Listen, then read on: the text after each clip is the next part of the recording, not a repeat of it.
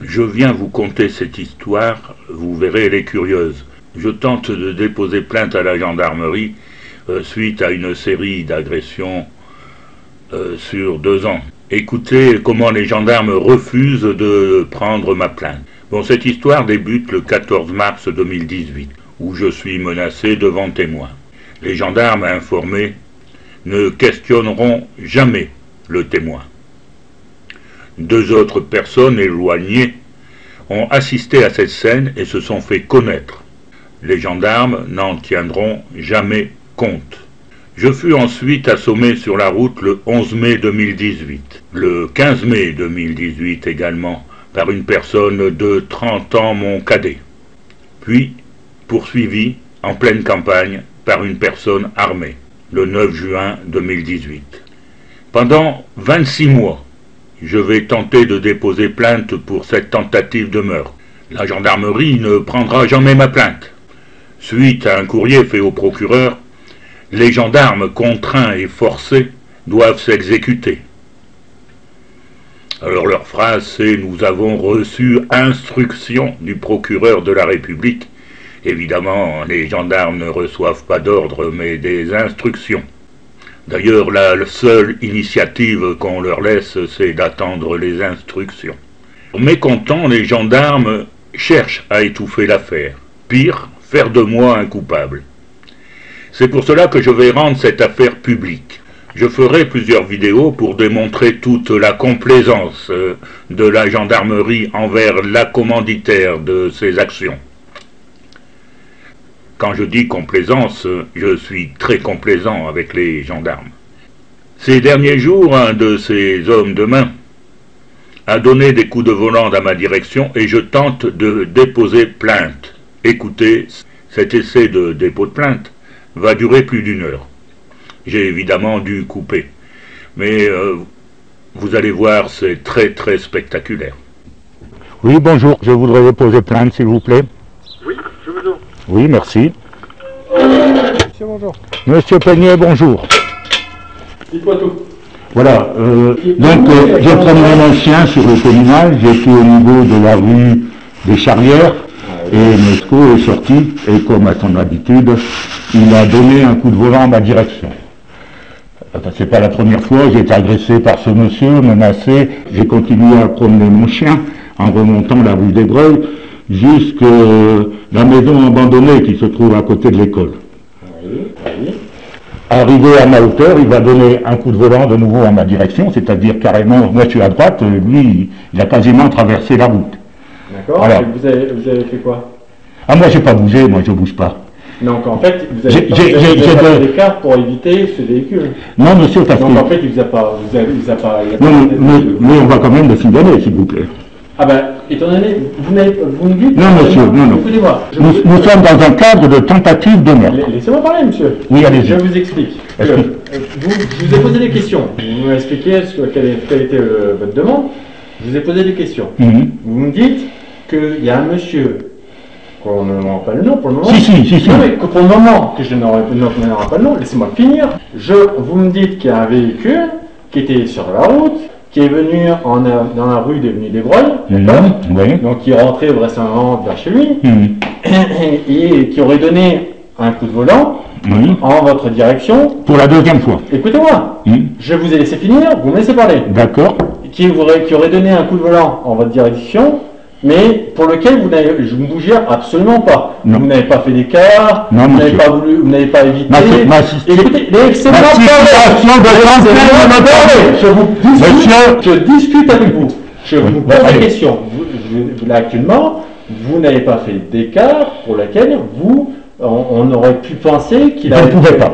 Comment? Je ne pouvais pas faire d'écart. Non, mais vous n'avez pas fait d'écart. Non. On est d'accord. Donc, il ne vous a pas touché. Non.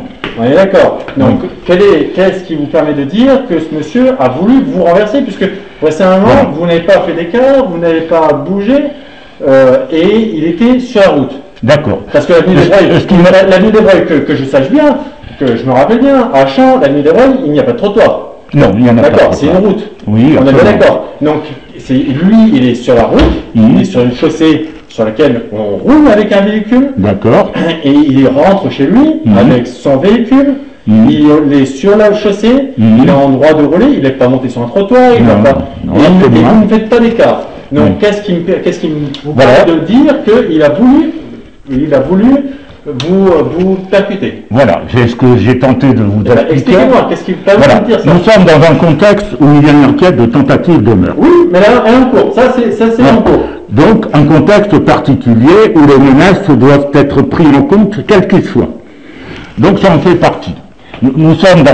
C'est pas une menace, là. Au final, le monsieur, il est sur la route. Laissez-moi parler, je vous explique le contexte que vous ne voulez pas entendre. Si, j'entends très bien. Le 14 mars 2018, ce monsieur m'avait menacé devant témoin. On va pas revenir dessus, mon collègue. Monsieur, c'est un contexte. On va pas revenir dessus, mon collègue. Vous allez revenir dessus parce que je vous le garantis. Mon collègue. Non, c'est un contexte, monsieur. Mon collègue a pris votre plainte, on va pas revenir dessus. C'est un contexte.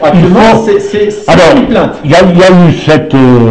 Là, actuellement, ce que les menaces devant témoin le 14 mars, sur laquelle vous venez me voir pour une soi-disant acte contre vous, ce monsieur est sur la route, il est en train de rouler sur une chaussée sur laquelle il n'y a pas de trottoir, vous êtes sur la chaussée... Monsieur, il faut remettre cette chose dans son contexte, c'est-à-dire qu'il y a une enquête de tentative de meurtre en cours. Non, mais... Donc vous refusez de mettre ces choses dans son contexte.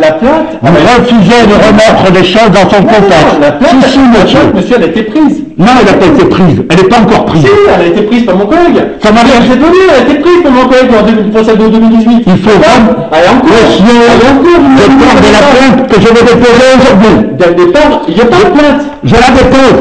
Il n'y en a pas de plainte. Je la dépose, monsieur. Il n'y a pas de plainte, monsieur. Si, il est sur la chaussée. Il roule. C'est dans un contexte de tentative de meurtre. C'est un contexte de tentative de meurtre. Vous devez prendre la plainte. Il n'y a pas de plainte. Si, je vais le faire. Bonjour monsieur. Bonjour monsieur. Major Chintoy, c'est moi qui commande ici. Oui. J'écoute là, c'est pas la peine de monter dans les tours pour les deux, d'accord. On va prendre votre audition. D'accord, monsieur. Ma déposition de dépôt de plainte. Votre audition, ça s'appelle une audition. Pour moi, écoutez, je suis un tout nouveau délinquant, donc... voilà, non, ça s'appelle un procès verbal d'audition. Parfait. Ok, d'accord. Mentionnez ce qui s'est passé. Après, je vous remercie. C'est à nous d'apprécier, au procureur d'apprécier si ce qui s'est passé aujourd'hui ou hier. Du moment où je vais recevoir un récépissé de dépôt de plainte. Il y a déjà la plainte en cours, donc on va... Non, c'est pas du tout la même chose. Je dépose une nouvelle plainte parce qu'il a nouvelle agression. Non, on va faire un complément, c'est-à-dire qu'on va rajouter, comme quoi il y a eu ce problème hier. Voilà, c'est tout. On vous prend votre audition, on va pas prendre des numéros. Ce que je veux, c'est qu'on remette cette agression d'hier dans le cadre. C'est pour ça, donc on prend une audition, mon collègue va vous prendre une audition avec ce qui s'est passé. Et je n'aurai pas de récépissé de dépôt de plainte. Mais il y a une audition, ça c'est... Non, monsieur, c'est une plainte que je vais déposer. C'est une plainte. Non, c'est autre chose. Il s'agit d'une autre agression.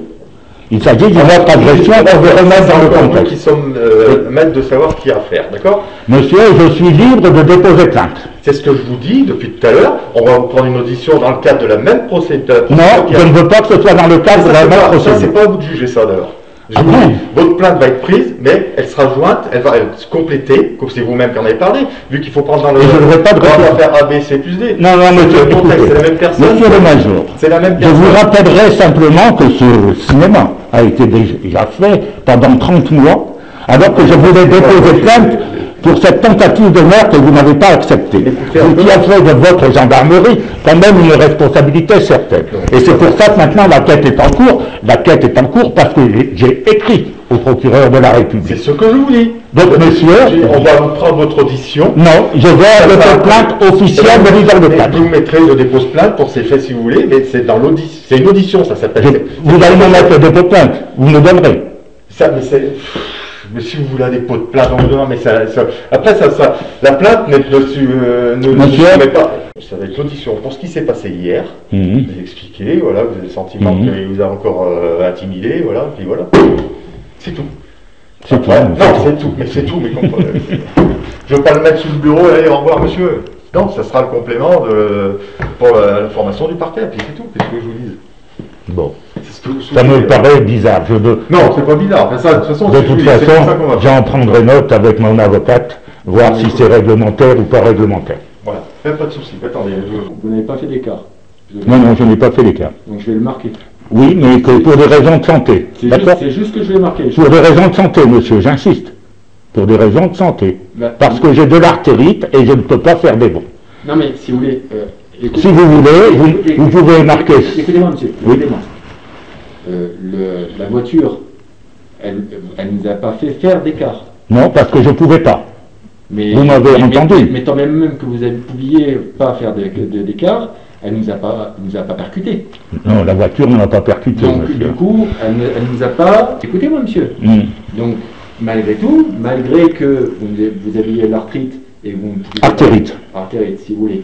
Que vous ne pouviez pas faire d'écart, elle ne nous a pas percuté. Non, absolument pas. Du coup, je n'ai jamais dit qu'elle m'avait percuté. Donc, elle ne nous a pas imposé à faire un écart. Je ne pouvais pas le faire, monsieur. Mais elle ne nous a pas imposé. Donc, mais même si elle me l'avait imposé, je serais mort. Non mais c'est ça, on tourne en rond là, monsieur, mais c'est ce que je voulais vous dire, c'est que, en fait, je vais le marquer. Oui, bah allez-y. L'écart parce qu'elle ne nous a pas obligé à faire un écart. Parce que je ne savais pas faire d'écart. Non, mais elle ne nous a pas obligé à faire un écart. Parce que je ne savais pas faire d'écart, monsieur. Mais monsieur, comprenez ce que je vous dis. J'ai très bien compris, je n'ai pas fait d'écart parce que vous n'avez pas eu besoin de faire un écart, point. Non, parce que je ne pouvais pas. Si j'avais su, je l'aurais fait. Mais elle ne vous a pas obligé à faire d'écart. Si j'avais pu le faire, je l'aurais fait obligatoirement, c'est un réflexe. Or, j'ai pu ce réflexe-là pour des raisons de santé. Oui, ça je suis bien d'accord. Maintenant, récemment, étant donné qu'elle ne vous a pas touché, vous n'avez pas eu l'obligation de faire un écart. Parce que je n'avais pas la santé pour le faire. À ce moment-là, j'étais à l'auteur de l'Everest et je n'ai pas fait d'écart. Parce que ma santé ne m'aurait pas autorisé à faire un écart. Notez, s'il vous plaît. Parce que ma santé... Voilà, c'est parfait. Mais, je marquais... Alors, parce que ma santé... ne m'aurait pas permis de faire l'écart, mais en pleine santé, j'aurais eu le réflexe de faire un écart. Ma question est simple, je lui demande juste si ce passage-là, il a été mentionné sur l'autre audition que Brice avait pris. Est-ce que ça concerne les faits d'hier, ça? Oui, c'est un contexte, monsieur. C'est un contexte, mais est-ce que vous l'avez déjà dit? C'est ça? Je vous l'ai expliqué, j'ai déjà compris. Oui, mais je ne sors pas. J'ai bien entendu votre explication, je l'ai compris, mais permettez-moi de demander que ce soit mis dans mon PV d'aujourd'hui. Voilà, c'est tout simple. Ma question est, si vous voulez que je vous le passe, c'est pas un souci. Ma question est de savoir, est-ce que vous l'avez déjà dit à mon collègue la dernière fois? Monsieur, je veux que ce soit dans le PV d'aujourd'hui. Mais répondez à ma question. Donc vous savez très bien si ça avait été mentionné la dernière fois. Monsieur, il est important que ceci soit remis dans son contexte. Si ça a été mentionné, on ne va pas le répéter 30 fois. Mais monsieur, qu'il soit mentionné ou pas, vous avez répété 30 fois la même chose, et moi, 30 fois pour ma défense, je vais le faire. Voilà, c'est aussi simple que ça. Regardez, là, c'est marqué, en gros. Ah, c'est la même chose, là. Oui. On peut trouver une solution rapide, vous signez mon papier et je m'en vais. C'est tout. Signé, caché du la gendarmerie. Oui. Bah non, bon, ben ça ne m'étonne pas. Ça ne m'étonne pas. C'est pas une solution rapide. Même si ça vous l'envoyez au parquet, ça va nous revenir, on va vous entendre, ça sert à rien. Ben écoutez, je le ferai quand même, parce que j'estimerais que ça sert à quelque chose. Je voudrais que le parquet me dise que ça sert à rien. Voilà, c'est terminé. Je suis reparti sans mon dépôt de plainte. J'ai eu un vague papier, comme quoi j'étais passé. Un truc sympathique, quoi, qui sera collé dans le dossier envoyé au procureur. Et n'oubliez pas que ce que le procureur décide, c'est suivant les salades de la gendarmerie. Et là, c'est quand même une spécialité de la gendarmerie de Combronde. Ce que je voudrais vous dire quand même, c'est que avant d'écrire au procureur, qui a donné instruction à ces gens-là de prendre ma plainte et de faire l'enquête, le 25 juin au matin, je suis passé à la gendarmerie. De nouveau pour essayer de déposer plainte. Cette plainte m'a été refusée. Je vais alors rentrer chez moi et appeler la gendarmerie toute la journée. Et j'ai reçu depuis une convocation en justice devant le tribunal correctionnel, alors direct, hein, il n'y a pas de négociation, Alors motif, appel téléphonique malveillant, en l'espèce sans appel, en vue de troubler la tranquillité de la gendarmerie de Combronde. Je suis content d'apprendre que la gendarmerie sait compter jusque ça. Et comme je suis un peu pointilleux, que j'ai tout enregistré, 144 appels où la gendarmerie met en cause le procureur de la République en disant cette affaire est déjà classée sans suite par le procureur. Voilà. Donc pas d'hésitation, on veut me faire taire. Bien messieurs, c'est raté. À bientôt.